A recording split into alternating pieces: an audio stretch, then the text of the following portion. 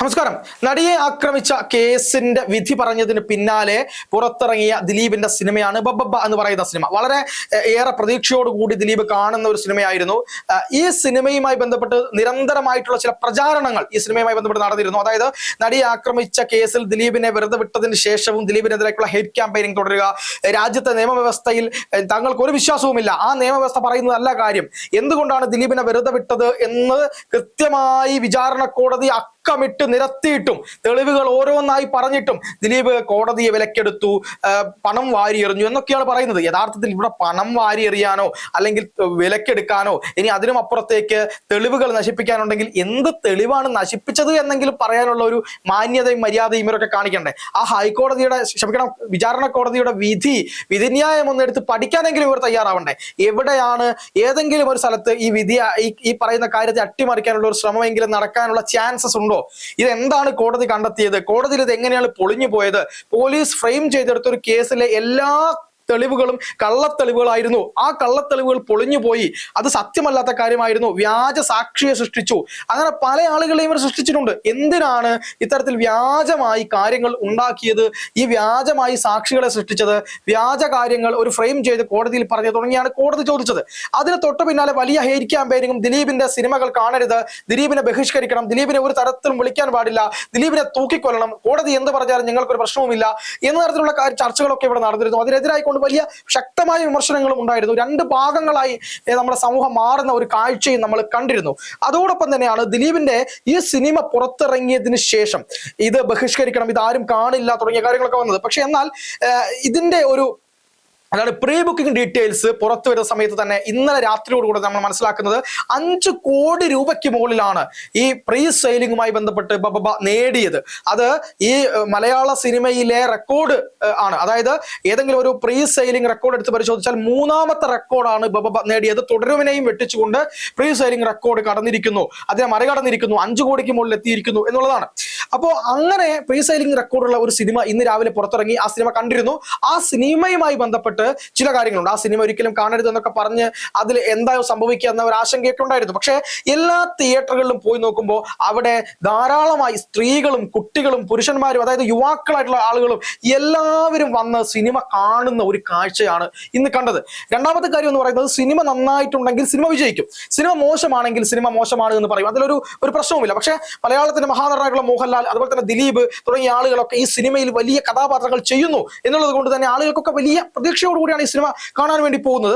ഇനി അതിൽ ഒരു ഭാഗത്ത് ഈ ഹെയ്റ്റ് ക്യാമ്പയിനിങ്, അതായത് ബോയ്ക്കോട്ട് ക്യാമ്പയിനിങ് നടക്കുന്നു, ഈ സിനിമ കാണരുത് എന്നുള്ള ആഹ്വാനങ്ങൾ നടക്കുന്നു. ഇതൊക്കെ നടക്കുമ്പോൾ എന്താണ് ഈ സിനിമയ്ക്ക് സംഭവിക്കാൻ പോകുന്നത് എന്നുള്ള ഒരു ചെറിയ കൺഫ്യൂഷനോ അല്ലെങ്കിൽ ഒരു ബുദ്ധിമുട്ടോ ഒക്കെ ആളുകൾക്കിടയിൽ ഉണ്ടാവും. പക്ഷെ ഇന്ന് അങ്ങനെയുള്ള കാര്യങ്ങളൊന്നും തന്നെ തിയേറ്ററിൽ കണ്ടില്ല എന്നുള്ളതാണ് യാഥാർത്ഥ്യം. ഇനി ഈ സിനിമയുടെ കാര്യത്തിലേക്ക് വന്നാൽ, സത്യസന്ധമായി സിനിമയെ പറ്റി പറയുകയാണെങ്കിൽ, ഈ സിനിമ എന്ന് പറഞ്ഞാൽ ഇതിന്റെ സംവിധായകനായിട്ടുള്ള ധനഞ്ജയ് ശങ്കർ പറഞ്ഞതുപോലെ ഇതൊരു മാഡ്നസ് സിനിമയാണ്. മോഹൻലാൽ, മലയാളത്തിന്റെ മഹാനടനായിട്ടുള്ള ലാലേട്ടൻ ഒരു ഇന്റർവ്യൂവിൽ പറഞ്ഞു, ഇതൊരു ഭ്രാന്തൻ സിനിമയാണ്, ഇതൊരു മാഡ്നസ് സിനിമയാണ്, ഇത് കൃത്യമായിട്ട് എന്തെങ്കിലും ഒരു ലോജിക്കോ അല്ലെങ്കിൽ കഥയോ ഒന്നും നോക്കി സിനിമ കാണാൻ പോകരുത്. അങ്ങനെ ഒരു പ്രത്യേക കഥയോ ലോജിക്കോ ഒന്നും ഇല്ല സിനിമയ്ക്ക്. പക്ഷേ ആ സിനിമ നമ്മളെ ഒരു നല്ല രീതിയിൽ എന്റർടൈൻ ചെയ്യിക്കുന്ന, നല്ല രീതിയിൽ ഒരു ആക്ഷൻ സീക്വൻസുകളൊക്കെ ഉള്ള, ഒരാൾക്ക് ഒരു മൈൻഡ് ഫ്രീ ആയി ഇരുന്ന് കാണാൻ പറ്റുന്ന ഒരു സിനിമ, അത്രമാത്രമേ ഈ സിനിമയ്ക്കുള്ളൂ. പക്ഷെ ആ രീതിയിൽ ആ സിനിമ വളരെ നല്ല രീതിയിൽ ചെയ്തു വെച്ചിട്ടുണ്ട് എന്നുള്ളത് തന്നെയാണ്. നമ്മൾ ആ സിനിമയിലേക്ക് കടക്കുമ്പോൾ ദിലീപ് എന്ന് പറയുന്ന നടൻ ആ സിനിമയിൽ എങ്ങനെയാണ് മുന്നോട്ട് പോകുന്നത്?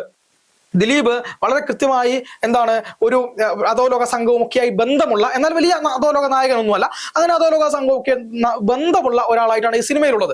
ആ സിനിമയിൽ നായകനെ കാണിക്കുന്ന ചില കാര്യങ്ങളുണ്ട്. അങ്ങനെ ആദ്യഘട്ടത്തിൽ ഈ സിനിമ തുടങ്ങി മുന്നോട്ട് പോകുമ്പോൾ ചെറിയ ലാഗുകളൊക്കെ നമുക്ക് ഫീൽ ചെയ്യും, ചെറിയ ചില കാര്യങ്ങളൊക്കെ ഫീൽ ചെയ്യുമെങ്കിലും അവിടുന്ന് ഒരു കാഭാഗമൊക്കെ എത്തി പിന്നെ കഴിയുമ്പോൾ നമുക്ക് മനസ്സിലാവുന്നത് ഈ സിനിമ എന്തുകൊണ്ടാണ് ഈ സിനിമ ഇങ്ങനെ പോകുന്നത്, എന്താണ് ഇതിനെ പിന്നിലെ മോട്ടീവ്, എന്താണ്. നമ്മൾ ഒരു കാര്യം ഈ സിനിമയിൽ പറയുമ്പോൾ ഇത് ലോജിക്കില്ല, അല്ലെങ്കിൽ ഈ സിനിമ ഒരു ഭ്രാന്തൻ സിനിമയാണ്, കുറെ ആളുകളുടെ സിനിമയാണെന്നൊക്കെ പറയുമ്പോഴും, ഒരു ഹലോ പോലത്തെ ഒരു സിനിമയാണ്, അങ്ങനെയൊക്കെ പറയുമ്പോഴും ഇതിന്റെ ഒരു പ്രത്യേകത എന്ന് പറയുന്നത്, ഈ സിനിമയിൽ ദിലീപ് ചെയ്ത് കൂട്ടുന്ന കാര്യങ്ങളുണ്ട്. അതിൽ പല അത്ഭുതങ്ങളും, പിന്നെ അപൂർവം വലിയ രീതിയിൽ നമ്മളെ അത്ഭുതപ്പെടുന്ന കാഴ്ചകൾ, നമുക്ക് സെൻസിന് ഉൾക്കൊള്ളാൻ കഴിയാത്ത രീതിയിലുള്ള കാര്യങ്ങളൊക്കെ അതിൽ ഉണ്ട്. അത് തന്നെയാണ് അവർ പറയുന്നത്. അങ്ങനെ തന്നെയുള്ള കഥയാണിത്. അപ്പോൾ ഒരാളെ ചവിട്ടിയാൽ അയാൾ ആകാശത്തോളം പറന്നു പോകുന്ന, അതായത് ലാലേട്ടൻ നരസിംഹത്തിൽ ഒരാളെ ചവിട്ടുമ്പോൾ അയാൾ പൊങ്ങിപ്പോകുന്ന കഥകളൊക്കെ നോക്കുമ്പോൾ നമ്മൾ വിശ്വസിച്ചിട്ടുണ്ട്. അതുപോലെ ആ ഒരു വലിയ രീതിയിലുള്ള അത്തരം കാര്യങ്ങൾ, പിന്നെ നല്ല എന്താണ് കൃത്യമായി പറയുകയാണെങ്കിൽ ഒരു വലിയ രീതിയിലുള്ള അത്ഭുതപ്പെടുത്തുന്ന, അതിയായ രീതിയിൽ അത്ഭുതപ്പെടുത്തുന്ന, അമാനുഷികതയുള്ള ഒരു കഥാപാത്രമൊക്കെ ആയിട്ട് നിൽക്കുന്ന രീതിയിലേക്ക് ആക്ഷൻ സീക്വൻസിലൊക്കെ നമുക്ക് തോന്നാമെങ്കിലും അത് എന്തിനാണ് അങ്ങനെ ചെയ്യുന്നത്, അല്ലെങ്കിൽ ദിലീപ് എന്ന് പറയുന്ന കഥാപാത്രം, ദിലീപിന്റെ കഥാപാത്രം ഈ സിനിമയിൽ ചെയ്യുന്ന കാര്യങ്ങൾ എന്തിനു വേണ്ടിയിട്ടുള്ളതാണ് എന്ന് ലോജിക്കലി തന്നെ നമുക്ക് അതായത് സംവിധായകനും ഇതിന്റെ തിരക്കഥാകൃത്തും ഒക്കെ നമ്മളെ ബോധ്യപ്പെടുത്തി തരുന്നുണ്ട്.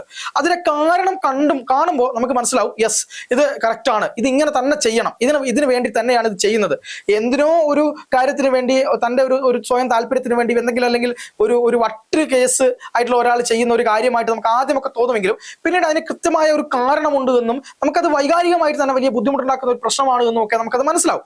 അങ്ങനെ പോകുന്ന ഒരു സിനിമയാണ്.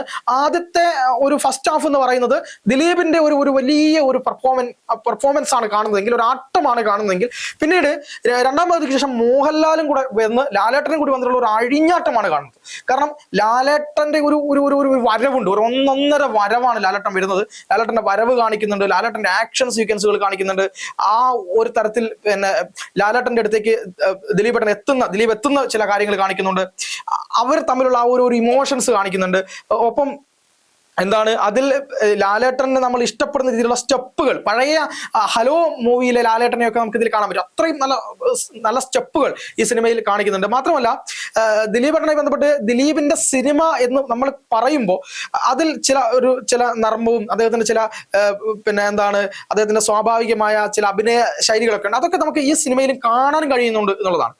ഒപ്പം ഈ സിനിമയ്ക്കകത്ത് ചില പഴയ പാട്ടുകളെ വെച്ചുകൊണ്ട്, പഴയ പാട്ടുകളെ പുനരാവിഷ്കരിച്ചുകൊണ്ട് നല്ല രീതിയിൽ ഗുമ്മായിക്കൊണ്ട് ചില ആക്ഷൻ സീക്വൻസുകളും ചില ഡാൻസ് സീക്വൻസുകളും ഒക്കെ ഉണ്ട്. അത് കേൾക്കുമ്പോൾ നമുക്ക് ആ പഴയ പാട്ട് പാടിയ ആളുകളെ, ഇപ്പൊ സോന സോന എന്ന് പറയുന്ന പാട്ട് ഉദാഹരണമാണ് പറഞ്ഞത്, മാത്രമല്ല ഒരുപാട് പാട്ടുകളുണ്ട്.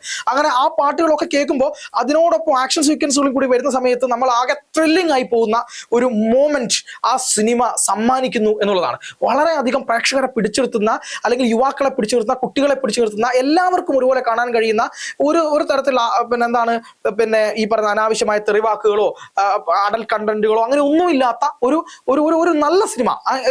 കൃത്യമായി പറയുകയാണെങ്കിൽ നമ്മൾ പ്രതീക്ഷിക്കുന്നതിലും അപ്പുറത്തേക്കുള്ള ഒരു കൂട്ടം ഭ്രാന്തമായി പോകുന്ന ഒരു യൂണിവേഴ്സ്, അങ്ങനെ പറയില്ലേ, അത്തരം ആളുകളുടെ ഒരു സിനിമ, CID മൂസയൊക്കെ പോലുള്ള ഒരു പ്രത്യേക സിനിമ എന്ന് നമുക്ക് പറയാം. അങ്ങനെയാണ് ഈ കഥ ഇതുമായി ബന്ധപ്പെട്ട് മുന്നോട്ട് പോകുന്നത്. മാത്രമല്ല മലയാള സിനിമയിലും തമിഴ് സിനിമയിലും ഒക്കെയുള്ള വളരെ പ്രഗത്ഭരായ നടന്മാർ അഭിനയിച്ച ഹിറ്റായിട്ടുള്ള സിനിമകളിലെ വാഹനങ്ങൾ ഇതിൽ കാണിക്കുന്നുണ്ട്. അപ്പം CID മൂസ, അതുപോലെ ഗില്ലിയിലെ വാഹനം, ഒരുപാട് വാഹനങ്ങൾ ഞാൻ പറയുന്നില്ല, സ്പോയിലർ ആവും. അപ്പൊ അതുകൊണ്ട് തന്നെ അത്തരം വാഹനങ്ങളൊക്കെ കാണിക്കുന്നുണ്ട്. ആ വാഹനങ്ങളൊക്കെ കാണിക്കുമ്പോൾ നമുക്ക് ഉണ്ടാകുന്ന ഒരു നമുക്ക് ആ ഒരു നൊസ്റ്റാൾജിയ, അല്ലെങ്കിൽ ആ ഒരു അനുഭവത്തിലേക്ക്, അല്ലെങ്കിൽ ഓർമ്മയിലേക്കൊക്കെ നമ്മൾ തിരിച്ചു പോകുന്ന ഒരു സ്ഥിതിയുണ്ട്. അപ്പൊ അതൊക്കെ വളരെ മനോഹരമായിട്ട് തന്നെ ഈ സിനിമയ്ക്കകത്ത് കാണിച്ചിട്ടുണ്ട് എന്നുള്ളതാണ്. പിന്നീട് മോഹൻലാലും ദിലീപേട്ടനും ഒക്കെ തമ്മിലുള്ള ഫൈറ്റ് സീനുകൾ, അവസാനത്തേക്ക് എത്തുമ്പോൾ ക്ലൈമാക്സ് സീനുകളിലൊക്കെ നമ്മൾ കാണുന്ന തരത്തിൽ വലിയ രീതിയിലുള്ള ഫൈറ്റ് സീനുകളും നല്ല എന്റർടൈൻ ആയിട്ടുള്ള ഫൈറ്റ് സീനുകളും, ആ ഒരു ലാസ്റ്റ് കുറച്ച് സമയത്ത് ദിലീപിന്റെ അഭിനയ സാധ്യതയെ നന്നായിട്ട് തന്നെ മുതലെടുക്കാൻ വേണ്ടി സംവിധായകൻ ശ്രമിച്ചതായിട്ട് നമുക്ക് തോന്നുന്നുണ്ട്. കാരണം കുറച്ച് നന്നായിട്ട് ദിലീപിന് അത് ആക്ട് ചെയ്യാൻ വേണ്ടിയിട്ട് കഴിഞ്ഞിട്ടുണ്ട്. ഒരു ആക്ടിങ് സാധ്യത കൂടെ അവസാനത്തിലേക്ക് എത്തുമ്പോൾ നമുക്ക് കാണാൻ വേണ്ടി കഴിയും. എന്തിനാണ് ദിലീപ് ആ സിനിമയിലൂടെ എന്താണ് പറയാൻ ഉദ്ദേശിക്കുന്നത് എന്നൊക്കെ നമുക്ക് കൃത്യമായി മനസ്സിലാവും. മാത്രമല്ല ഈ അദ്ദേഹത്തിന്റെ പേഴ്സണൽ ലൈഫിലുണ്ടായിരുന്ന, നടി ആക്രമിച്ച സംഭവവുമായി ബന്ധപ്പെട്ട് അദ്ദേഹത്തിന്റെ പേഴ്സണൽ ലൈഫിലുണ്ടായിട്ടുള്ള കാര്യങ്ങൾ, ഈ പോലീസിന്റെ അതിക്രമം, സർക്കാരിന്റെ നീതികേടായിട്ടുള്ള നിലപാടുകൾ, അതുപോലെ തന്നെ മാധ്യമങ്ങളുടെ വിചാരണ, ഇതൊക്കെ തന്നെ പല ഡയലോഗുകളിലൂടെയും ഈ സിനിമയിൽ പറയുന്നുണ്ട് എന്നുള്ളതാണ്. ഞാൻ സിനിമയ്ക്ക് പോയ സമയത്ത്, എറണാകുളത്ത് നിന്ന് സിനിമ കണ്ട സമയത്ത് ആ രംഗങ്ങൾ വന്നപ്പോഴെല്ലാം നല്ല കയ്യടികളായിരുന്നു ഉണ്ടായിരുന്നത്. അതൊക്കെ ഈ സിനിമയിലൂടെ പറഞ്ഞു പോകുന്നുണ്ട്. ഇനി അതിനുമൊക്കെ അപ്പുറത്തേക്ക് ഈ സിനിമയിൽ മോഹൻലാൽ ചെയ്തു വെക്കുന്ന ചില കഥാപാത്രങ്ങൾ, മോഹൻലാലിന്റെ ചില സീക്വൻസുകൾ, ഒരു ആക്ഷൻ സീൻ, നമ്മൾ എങ്ങനെയാണോ ലാലേട്ടനെ കാണാൻ ആഗ്രഹിക്കുന്നത് ആ രീതിയിലുള്ള ആക്ഷൻ സീനൊക്കെ കൃത്യമായിട്ട് ഈ സിനിമയിലൂടെ കാണുന്നുണ്ട്. ഈ സിനിമയിൽ ദിലീപേട്ടനും ലാലേട്ടനും ചേർന്ന് കാണുന്നുണ്ട്. അതുപോലെ ധ്യാൻ ശ്രീനിവാസന്റെ റോൾ വളരെ ഭംഗിയായി ധ്യാൻ ശ്രീനിവാസൻ ഇതിൽ ഈ റോൾ കൈകാര്യം ചെയ്തിട്ടുണ്ട്, അത് പറയാതിരിക്കാൻ കഴിയില്ല. അതുപോലെ തന്നെയാണ് ബാലു വർഗീസ്, ഒരു പ്രത്യേക ക്യാരക്ടറായിട്ടാണ് ബാലു വർഗീസ് ആ സിനിമയിലുള്ളത്. സ്പോയിലർ ആവുന്നത് ഞാൻ പറയുന്നില്ല. പക്ഷെ ആ ഒരു ക്യാരക്ടർ ചെയ്തു വെച്ച ബാലുവിനെ നമുക്ക് സിനിമ തിയേറ്ററിൽ നിന്ന് പുറത്തിറങ്ങിയാലും ബാലു അതേ രീതിയിൽ നമുക്ക് മനസ്സിൽ നിൽക്കും. അത്രയ്ക്ക് ബ്യൂട്ടിഫുൾ ആയിട്ട് ബാലു വർഗീസ് തന്റെ കഥാപാത്രത്തെ അങ്ങനെ ചെയ്തു വെച്ചിട്ടുണ്ട്. മാത്രമല്ല ബാലു വർഗീസിന്റെ ചില ആക്ഷൻ സീക്വൻസുകളൊക്കെ ഉണ്ട്. എന്റെ പോയി പൊളി എന്ന് പറഞ്ഞാൽ പൊളി ആക്ഷൻ സീക്വൻസ് ആണ് ബാലു വർഗീസുമായി ബന്ധപ്പെട്ട ഈ സിനിമയിലുള്ളത്. കാരണം എനിക്ക് ആ സിനിമയിൽ കുറച്ചും കൂടെ റിലേറ്റ് ചെയ്യാൻ പറ്റിയ മറ്റു നായകന്മാരിൽ ഒരാളാണ്, മറ്റു നടന്മാരിൽ ഒരാളാണ് ഈ ബാലു വർഗീസ് എന്ന് പറയുന്നത്. വളരെ കണ്ണിങ് ആയിട്ട് ഒരു പ്രത്യേക രീതിയിലുള്ള ആക്ഷൻ സീക്വൻസുകളും ആളുകളെ നേരിടുന്ന രീതിയും ഞാൻ സ്പോയിലർ ആവുന്നതുകൊണ്ട് മറ്റു ചില കാര്യങ്ങൾ പറയുന്നില്ല. വളരെ വളരെ നമ്മളെ ഞെട്ടുന്ന തരത്തിലുള്ള ചില ഒരു പെർഫോമൻസ് ഒക്കെ ഉണ്ട് ബാലുവിന്റെ. അതൊക്കെ സൂപ്പറായിട്ട് കൈകാര്യം ചെയ്തിട്ടുണ്ട്. പിന്നെ ഏറ്റവും എടുത്ത് പറയേണ്ടത് വിനീത് ശ്രീനിവാസന്റെ ക്യാരക്ടർ. ഇതുവരെ വിനീത് ശ്രീനിവാസൻ ചെയ്യാത്ത തരത്തിലുള്ള ഒരു ക്യാരക്ടർ. കാരണം വിനീത് ശ്രീനിവാസൻ ഇങ്ങനത്തെ ഒരു ക്യാരക്ടർ ചെയ്തിട്ടില്ല. അത് നമുക്ക് 100% പറയാം. ഒരു പ്രത്യേക ടൈപ്പ് ഓഫ് ക്യാരക്ടറാണ് വിനീത് ശ്രീനിവാസൻ ഇത് ചെയ്തിട്ടുള്ളത്. അതായത് ഒരു ഫീൽ ഗുഡ് ക്യാരക്ടർ, ഒരു നന്മയുള്ള മനുഷ്യൻ എന്നൊക്കെയുള്ള രീതിയിലേക്ക് പോകുന്ന ഒരു ക്യാരക്ടറാണ് സാധാരണ നമ്മൾ വിനീത് ശ്രീനിവാസൻ കാണാറുള്ളത്. ഇതിൽ നന്മയില്ലെന്നല്ല, പക്ഷെ വിനീത് ശ്രീനിവാസൻ ഇതിൽ ശക്തമായ ഒരു കഥാപാത്രമാണ്, വളരെ പവർഫുൾ ആയ ഒരു കഥാപാത്രമാണ്. മനസ്സിനെയൊക്കെ നമ്മൾ സ്ട്രോങ് ആയി നിലനിർത്തുന്ന ഒരു ടിപ്പിക്കൽ ആയിട്ടുള്ള ഒരു ഫീൽ ഗുഡ് കഥാപാത്രമൊന്നും അല്ല ഇതിൽ വിനീത് ശ്രീനിവാസൻ. ആ വിനീത് ശ്രീനിവാസന്റെ കഥാപാത്രമാണ് ഈ സിനിമയെ അവസാനം വരെ കൊണ്ടുപോകുന്നതിൽ പ്രധാനപ്പെട്ട പങ്ക് വഹിക്കുന്നതും ഈ വിനീത് ശ്രീനിവാസന്റെ കഥാപാത്രമാണ്. ആ കഥാപാത്രം ഇതിൽ നന്നായിട്ട് തന്നെ ചെയ്തു വെച്ചിട്ടുണ്ട് വിനീത്. നമുക്ക് വിനീതിനോട് വല്ലാത്ത തരത്തിൽ അദ്ദേഹത്തിന്റെ അഭിനയത്തിനോട് എന്ത് വൈകാരികതയാണോ വരേണ്ടത് ആ വൈകാരികത അങ്ങനെ തന്നെ വരുന്ന രീതിയിലേക്ക് വിനീത് ഈ സിനിമയെ കൊണ്ടുപോകുന്നു എന്നുള്ളതാണ്. അവസാനമൊക്കെ എത്തുമ്പോൾ, ക്ലൈമാക്സിലേക്കൊക്കെ എത്തുമ്പോൾ വിനീതിന്റെ ഒരു ക്യാരക്ടറിന്റെ ഒരു ചേഞ്ച് ഉണ്ട്. ആദ്യം ഒരു നൈസായി പോയിക്കൊണ്ടിരുന്ന ഒരു ക്യാരക്ടർ പെട്ടെന്നാണ് ആ ക്യാരക്ടറെ വളരെ സ്ട്രോങ് ആയ രീതിയിലേക്ക് ഒരു ക്യാരക്ടറിന്റെ ആ ഒരു രീതികളിലൊക്കെ എത്തുന്നത്, ആ ക്യാരക്ടറിന്റെ രീതി മാറുന്നത്. അത് അങ്ങനെ ഒരു രീതി കാണുമ്പോൾ നമ്മളിങ്ങനെ ഇതില്ല, ഇയാൾ അങ്ങനെയൊന്നും ചെയ്യില്ല, അല്ലെങ്കിൽ ഇയാൾ ആ രീതിയിലല്ല എന്നൊക്കെ വിചാരിക്കുന്നവരടുത്ത് വിനീത് ശ്രീനിവാസൻ എടുക്കുന്ന ചില സീൻസ് ഉണ്ട്, ചെയ്യുന്ന ചില കാര്യങ്ങൾ, അത് കേൾക്കുമ്പോൾ അത് കാണുമ്പോൾ നമുക്ക് ഒരു വളരെ വൈകാരികത തോന്നുന്ന ചില സന്ദർഭങ്ങളൊക്കെ ഈ സിനിമയിലൂടെ കടന്നു പോകുന്നുണ്ട്. അത് വളരെ ബ്യൂട്ടിഫുൾ ആയിട്ട് അത് ചെയ്യാൻ വേണ്ടിയിട്ട് കഴിഞ്ഞിട്ടുണ്ട്. മാത്രമല്ല ബൈജുവിന്റെ ക്യാരക്ടർ വളരെ വളരെ പെർഫോമിങ് ചെയ്തിട്ടുണ്ട്. ബൈജുവിന്റെ ക്യാരക്ടർ നന്നായിട്ട് ചിരിപ്പിക്കാനും കഴിഞ്ഞിട്ടുണ്ട്. അതുപോലെ ഓരോ ആൾക്കാർക്കും ഇതിൽ ഒരു സ്പേസ് കൊടുത്തിട്ടുണ്ട്. ഇപ്പം അശ്വിൻ, ഈ നമ്മുടെ പല സിനിമകളിലും അഭിനയിച്ച കോമഡി ഷോകളിലൂടെ ഒക്കെ വന്നിട്ടുള്ള അശ്വിൻ എന്ന് പറയുന്ന ക്യാരക്ടറുണ്ട്, കലാകാരനാണ്, എന്റെ സുഹൃത്തു കൂടിയാണ്. അശ്വിനൊക്കെ വളരെ നല്ല രീതിയിൽ ഇതിലൊരു ക്യാരക്ടർ ചെയ്തിട്ടുണ്ട്. അശ്വിന്റെ അമ്മ ഇതിൽ അഭിനയിച്ചിട്ടുണ്ട്. അതുപോലെ ഓരോ ആളുകൾക്കും ഒരു സ്പേസ് കൊടുത്തിട്ടുണ്ട്. ഓരോ ആൾക്കാർക്കും ഒരു പ്രത്യേക തരത്തിലുള്ള സ്പേസ് ഈ സിനിമയ്ക്കകത്ത് കൊടുത്തതായിട്ട് നമുക്ക് കാണാൻ വേണ്ടി കഴിയുന്നുണ്ട്. അതുപോലെ മറ്റെല്ലാ കഥാപാത്രങ്ങളെയും എടുത്ത് നമ്മൾ ഒരുമിച്ച് വെക്കുമ്പോൾ ഓരോ ആളുകൾക്കും അവരവരുടേതായ പരിഗണന കൊടുത്ത് നല്ല രീതിയിൽ പോകുന്ന ഒരു ക്യാരക്ടർ. പ്രത്യേകിച്ച് ഒരു നായിക പ്രാധാന്യം ഇതിലില്ല എന്നുള്ളത് കൊണ്ട് തന്നെ നടിയായിട്ടുള്ള ശരണ്യക്ക് നല്ല രീതിയിൽ ഒരു ക്യാരക്ടർ ഉണ്ട്. നായിക പ്രാധാന്യമുള്ള സിനിമയല്ല, പക്ഷെ പ്രത്യേക നായികയുമില്ല. പക്ഷെ ശരണ്യക്ക് ഒരു നല്ല റോള്, ഈ കഥയെ മുന്നോട്ട് കൊണ്ടുപോകുന്നതിൽ ഒരു മികച്ച റോള് തന്നെ ഈ സിനിമയുമായി ബന്ധപ്പെട്ട് സംവിധായകൻ കൊടുത്തിട്ടുണ്ട്. അത് നന്നായിട്ട് ചെയ്യാൻ അവർക്ക് സാധിച്ചിട്ടുമുണ്ട്. പിന്നെ ഈ ബൈജുവിന്റെ ഭാര്യയെ അഭിനയിക്കുന്ന ഒരു ക്യാരക്ടർ ഉണ്ട്. ആ ക്യാരക്ടറും ബ്യൂട്ടിഫുൾ ആയിട്ട് കാര്യങ്ങൾ ചെയ്തിട്ടുണ്ട്. എന്തായാലും ഈ സിനിമയുടെ ആദ്യത്തെ ദിവസത്തെ ഈ കളക്ഷൻ നോക്കുമ്പോൾ നല്ല നല്ല കളക്ഷൻ ഉണ്ട്. ഇനി അങ്ങോട്ട് എന്താവും എന്നുള്ളതൊക്കെ നമുക്ക് 2 ദിവസം കഴിയുമ്പോൾ അറിയാം. എന്തായാലും ആദ്യഘട്ടത്തിൽ വളരെ മനോഹരമായ ഒരു സിനിമ എന്ന് മാത്രമേ ഈ സിനിമയെ പറ്റി പറയാനുള്ളൂ.